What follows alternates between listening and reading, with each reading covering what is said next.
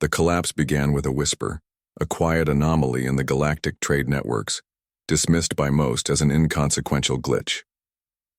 For centuries, the Galactic Trade Network, GTN, had been the economic lifeblood of the cosmos, a hyper-optimized system where AI-driven commerce dictated wealth, stability, and hierarchy. Entire species built their empires upon its invisible framework, their economies thriving on trust in its unfailing precision. Humanity, however, had never been invited to play. For all their ambition and ingenuity, they were seen as an afterthought, a primitive species barely worthy of interstellar commerce. Their economy was dismissed as inefficient, outdated, a chaotic mix of manual trade, archaic banking, and physical currency. The galaxy's elite found it amusing, even quaint, that humans still relied on something as rudimentary as gold-backed credits and physical barter systems. While other civilizations basked in digital abundance, humans toiled in their isolated pockets, trading raw resources and handcrafted goods like a species locked in its own past. Then the GTN fell. It happened without warning. A single cascading failure, spreading like wildfire through every interconnected trade node, unraveling the vast digital networks that held entire civilizations together. Market prices crashed in real time, entire economies were eviscerated in seconds, and once great banking dynasties collapsed into ruin. Wealth ceased to exist, power disintegrated overnight, the vast, automated infrastructure that had sustained. Galactic commerce no longer recognized its own currency, reducing once prosperous species to desperate scavengers scrambling for anything of tangible value. Amidst the ruins of the old order, humanity found itself untouched. Elias Kade saw it coming, before anyone else, a former economist turned outcast. He had spent years warning of the GTN's instability, citing its over-reliance on automation and digitalized wealth. He had been ignored, ridiculed, cast out of academia and financial circles as a doomsayer, unworthy of serious discussion. Now, as the galaxy crumbled, his theories were all that remained standing. Far from the corporate megacities of the core systems, Nova Ren thrived in the chaos. A smuggler and black market trader, she had made her living operating beyond the constraints of the GTN. To her, the collapse wasn't a disaster, it was an opportunity. She had built her network on human ingenuity, barter agreements, and supply chains too rugged to be undone by a digital failure. Now, desperate species that once dismissed her sought her out in droves, offering whatever remnants of their old wealth they still possessed in exchange for human-controlled supplies. And in the heart of the Galactic Council, Ambassador Joran Veltai watched in horror as the foundations of the known universe crumbled. A veteran diplomat of the Viral Dominion, he had spent centuries negotiating trade agreements, cementing alliances, and ensuring stability through the GTN's automated oversight. Now, as governments collapsed and economies imploded, he turned, his weary eyes toward the one species that seemed to be flourishing amidst the wreckage: humanity. Panic spread like an infection across the core worlds. Power vacuums formed in the absence of financial order, and once mighty civilizations found themselves at the mercy of those who controlled tangible resources. Trade routes turned into battlegrounds. Governments faltered. Empires that had never known scarcity were suddenly forced to kneel before a species they had dismissed for centuries. Humanity didn't just survive the collapse, they thrived in it. Their banks still functioned, their economy still moved, and their industries still produced. While others descended into economic ruin, humans controlled the last reliable supply chains, the only stable financial networks. Elias watched the chaos unfold from his orbital station above Mars, sipping an aged whiskey bought with currency. That still held its value. He had no sympathy for the galactic elite who now begged for stability. They had laughed at him once. They weren't laughing now. Nova received desperate transmissions from alien trade officials, once powerful merchants, offering entire fleets in exchange for food, fuel, and medicine. She named her price, and they paid it. Humanity had never been rich before, not in the way the rest of the galaxy defined wealth. Now, they set the price of survival itself. and Joran Veltai stood before the remnants of the Galactic Council, listening to the desperate pleas of those who had never known hardship. He closed his eyes, inhaled deeply, and spoke the only truth left in the universe. The balance of power has shifted. The galaxy reeled. Civilizations that had known nothing but the stability of the Galactic Trade Network now faced an existence of desperation. Entire star systems, once flush with endless digital wealth, now found their coffers empty. The raw materials they needed to maintain their vast industries were no longer accessible. The AI-driven markets that had once dictated economic flow now lay dormant, their intricate algorithms corrupted beyond repair. For the first time in millennia, species that had never considered true scarcity were forced to reckon with it. They had no infrastructure for physical trade, no understanding of barter systems, no contingencies for a world where the GTN no longer dictated value. The mighty found themselves destitute, overnight. But while chaos ruled the galaxy, humanity had never relied on the GTN. Elias Kade saw what was happening before anyone else. While alien corporations scrambled to regain control of their automated economies, he was already moving. Humans had always been the outsiders, denied access to the upper echelons of the galactic financial elite. Now the same species that had mocked humanity's backward ways had no choice but to come to them for help. The first requests were cautious, desperate. The Threxian Banking Consortium, one of the most powerful financial entities in the galaxy, sent a diplomatic envoy to meet with Earth's trade authority. Their plea was simple. We need liquidity. You have working currency. We will exchange ships, technology, anything. Just re-establish stability. The humans listened. Then they named their price. Nova Ren was already ahead of the bureaucrats. While politicians debated trade deals, she and her network of human traders were making exponential profits by supplying food, water, and raw materials to planets that had never before needed to consider such things. The Viral Dominion, an empire built on the premise that automation and AI-driven efficiency would sustain them indefinitely, had ignored planetary agriculture in favor of endless expansion. They had vast fleets, towering cities, and technological marvels, but no means to grow their own food. So, they turned to Nova. At first, they tried intimidation, demands. They were Vral, a dominant force of the cosmos. No mere trader could dictate terms to them. Nova had laughed in their faces. Then, after watching one of their core planets descend into food riots, the Vril returned with a different approach. They begged. She named her price, and they paid it. Elias had expected resistance, but even he was stunned at how quickly the old powers crumbled. Without their precious GTN, their so-called economic supremacy had been nothing more than a mirage. Their armies, their fleets, their towering civilizations, they were built on a foundation that had just vanished. And humanity? Humanity had been forged in scarcity. They knew how to adapt. They had learned long ago that true power wasn't in digital numbers on a screen, but in what could be held, traded, moved. As Earth's markets surged and alien economies imploded, humanity's influence grew exponentially. They had the resources, the means of trade, and the only stable financial infrastructure left in the galaxy. Then, the first threats came. The Threxians, the once mighty financiers, would not accept their downfall.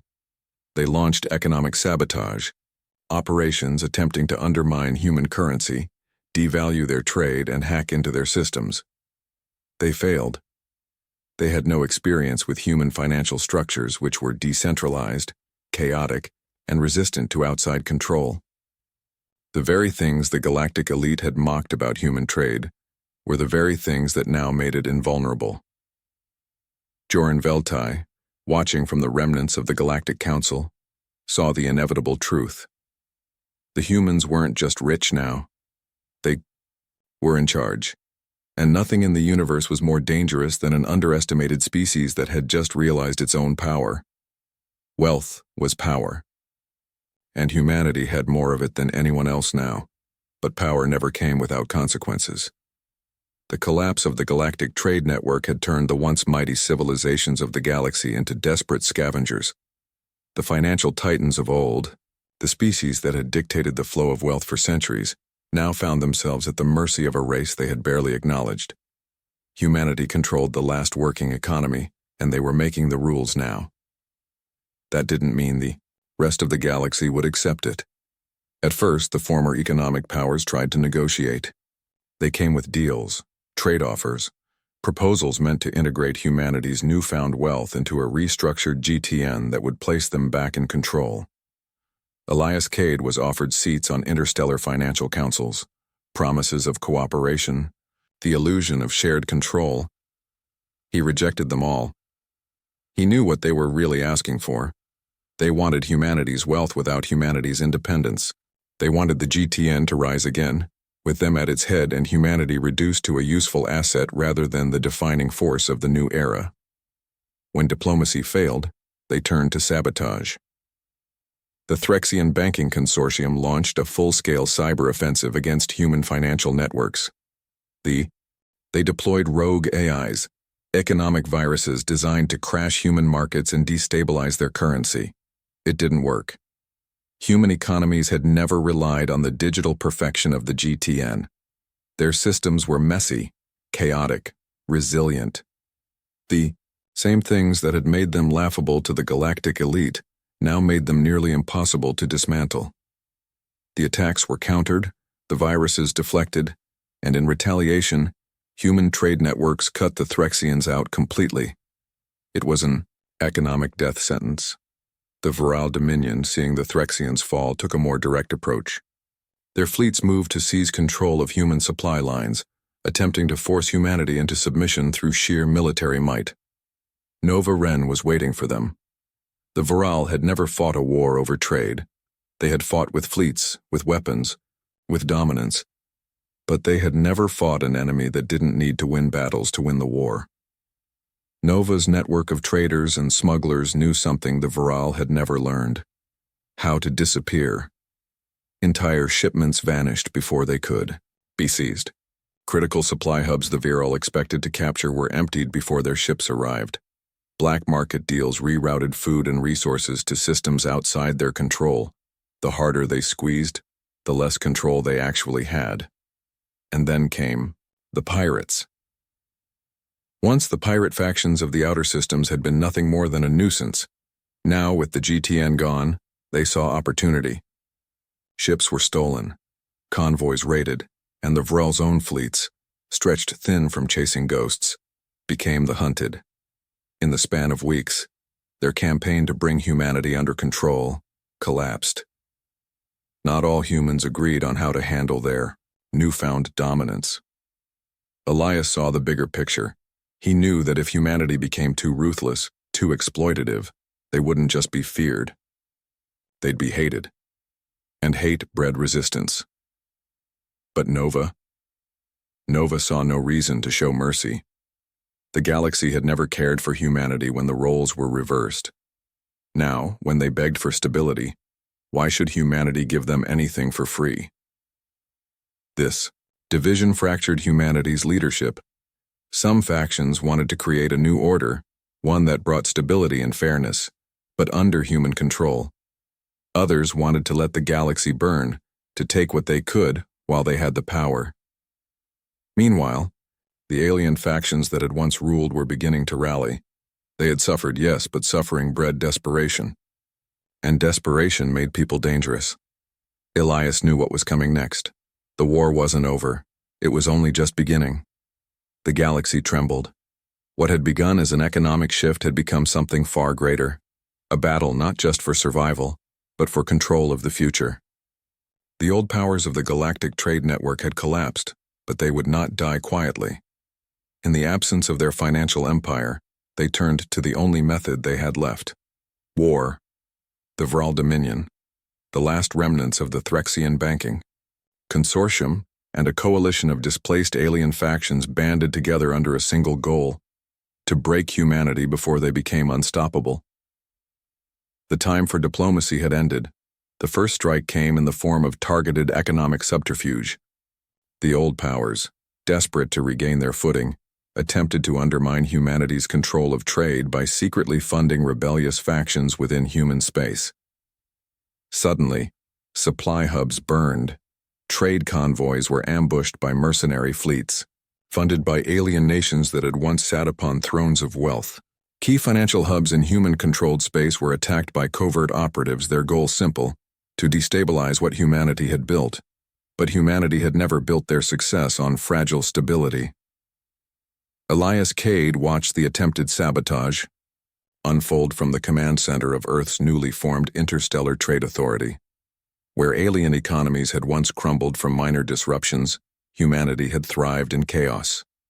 Their decentralized trade routes, their unorthodox economic strategies, what the old powers had once dismissed as inefficiency, had now made them untouchable. The sabotage failed, and in retaliation, humanity struck back. Nova Ren didn't wait for permission. As the alien factions scrambled to destabilize humanity's power, she led a coalition of independent human traders, smugglers, and privateers in a brutal counteroffensive. Entire trade lanes were cut off, stranding enemy fleets in systems where they could no longer resupply. Hidden caches of human-controlled goods flooded enemy markets, rendering their own stockpiles worthless. Economic chokeholds were placed on planets that had once ruled the galaxy's wealth. Now they were left begging for resources. And when desperation set in, when the enemy fleets had no choice but to attack directly, humanity was ready. For centuries, Earth had been seen as a minor military force, outmatched by the vast war machines of the galaxy's superpowers. But no war had ever been fought like this.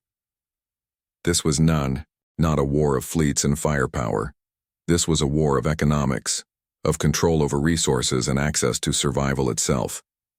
The enemy ships came, but they found themselves facing empty supply depots, stripped planets, and trade routes so tightly controlled by humanity that no reinforcement could reach them. The Vral Dominion's fleets, once considered unstoppable, turned on themselves as captains mutinied over dwindling resources. The Threxian remnants, their final stronghold on the edge of the galactic core, collapsed under internal rebellion, as planetary governors realized they could no longer afford loyalty to a dead empire. And in the final, desperate days of the counteroffensive, Elias Kade made his move. The Galactic Trade Network still had a pulse. Deep in the ruins of the old order, remnants of the AI-driven economy lingered, waiting for someone to seize control. The enemy had spent years trying to restore it, believing that if they could only reactivate the system, they could reclaim their lost power.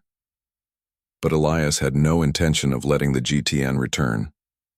He led a covert team into the shattered remains of the GTN's core processing network, deep within the ruined banking hubs of the Threxian homeworld. There, in the heart of the fallen empire, lay the last operational AI core of the once mighty economic overlords. It was waiting, calculating, hoping to be reawakened. Elias did the only thing that made sense. He destroyed it. With the GTN wiped from existence, there would be no return to the old ways. No empire would ever again hold absolute economic control. The galaxy had been forced to learn how to trade, to barter, to survive without centralized power. Elias had done what no one had ever dared. He had broken the chains of economic control, forever. As the remnants of the old factions burned, the new order took shape. Nova, now one of the wealthiest individuals in the galaxy, stood at the helm of a human-controlled trade empire spanning dozens of systems. She had won through sheer ruthlessness, through the unyielding willpower of a species that had never known privilege. Elias, weary but resolute, prepared for what came next. He had not built a new empire.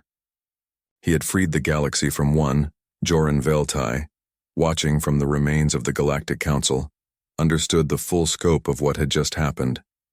The galactic balance of power had shifted permanently, and humanity, once dismissed, once ridiculed, now held the future in their hands. The galaxy stood at the edge of a new era. The once mighty civilizations that had built their empires on the Galactic Trade Network lay in ruins. Their fleets, their banks, their AI-driven economic superiority, all gone. What remained was a fractured collection of systems, each struggling to rebuild without the safety net of automation and centralized wealth. And at the heart of it all, humanity reigned. Elias Kade sat in the command chamber of the Interstellar Trade Authority, staring at the sprawling network of trade routes now under human control. This had never been the plan. Humanity had never sought dominion over the stars. They had simply wanted to survive. But now, through sheer adaptability, through their refusal to break under galactic arrogance, they had become the new financial epicenter of interstellar civilization. He wasn't sure if that was a victory, or the beginning of something far worse. Nova Ren understood the cost. Her name now carried weight across the stars. Where once she had been a smuggler, a black market dealer skirting the edges of the law, she was now one of the most powerful figures in the galaxy. Every major trade deal, every supply chain, every economic decision of importance, her network had its hands in it. But power was never absolute. As she walked the corridors of her orbital station, she could feel the shadows watching. Rival human factions had begun to emerge, those who wanted even more. Some sought to seize control of the economy entirely, to rule through monopoly. Others whispered of restoring the old order, believing that unchecked human dominance would only make them the next target of rebellion. And the aliens, they had not forgotten what had been taken from them. Some were content to adapt to the new system, learning from humanity's resilience and finding ways to survive in this new decentralized economy. Others, they plotted revenge. Nova had spent her life in the underworld of trade. She knew what happened when people got too powerful too quickly. The war had ended, but the conflicts had just begun. Joran Veltai stood in the ruins of the Galactic Council, watching as former senators, diplomats, and financiers fought over what remained. There would be no return to the GTN, no restoration of the old hierarchy. But power in any form was a dangerous thing. As he prepared his final report, his mind lingered on one undeniable truth. Humanity had won, but victories in history rarely remained unchallenged. With every civilization forced to rely on human-controlled trade, resentment festered, and resentment, when left unchecked, always led to rebellion. Joran had seen it before. Empires fell, new ones rose, and those who held power for too long became the enemy of tomorrow. Would humanity break the cycle? Or had they simply replaced one form of economic tyranny with another? There was only one certainty. The galaxy would never be the same again. The stars shimmered, indifferent to the struggles of those who fought beneath them. The war was over. The old powers had fallen. The Galactic Trade Network was gone. And yet, the galaxy was not at peace. Elias Kade stood before the vast holographic display of the Interstellar Trade Authority, watching as human-controlled trade routes pulsed like veins across the void. Humanity had shattered the old system, but in its place something new had begun to form. There was no single government, no unified empire. Instead, there were factions, rogue human corporations seeking to monopolize their newfound power, alien resistance groups, determined to break free from human economic dominance. Shadowy remnants of the GTN, still lurking in the dark, whispering of revenge. The moment humanity had taken control of the galaxy's economy, the countdown to the next great conflict had begun. Nova Ren knew the game wasn't over. She had seen how power worked. She had built her empire from nothing, carving out a place in the galaxy where only the ruthless survived. But now she was the one being watched.